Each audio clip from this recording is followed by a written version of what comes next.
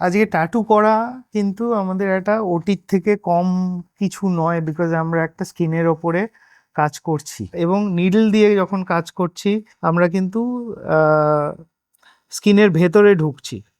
So স্কিনের ভেতরে যখনই আমরা করছি তখনই প্লাজমা বেরোচ্ছে, হালকা ব্লাড বেরোচ্ছে, এবং সেই ব্লাডটাকে যাতে ক্রস কন্টামিনেশন না হয় সেইটা কিন্তু মাথায় রাখা সব থেকে বেশি ইম্পর্ট্যান্ট। বিকজ আজকে যদি আমরা ভুল হাইজিন মেনটেন করে থাকি বা ক্রস কন্টামিনেশন কিছু থেকে হয়ে থাকে, সেটাতে কিন্তু ক্লায়েন্টের একটা লাইফ টাইম কিছু একটা প্রবলেম আসতে পারে। ফর এক্সাম্পল এইচআইভি হতে পারে, রোটা ভাইরাস, তারপরে হেপাটাইটিস বি হতে পারে, অনেক রকমই ডিজিজ কিন্তু এটা থেকে ছড়াতে পারে যদি কিনা আমরা প্রপার হাইজিনটা মেনটেন না করি। সেই কারণেই হাইজিন ট্যাটুতে খুবই ইম্পর্ট্যান্ট একটি বিষয়, যেটা মাথায় রাখার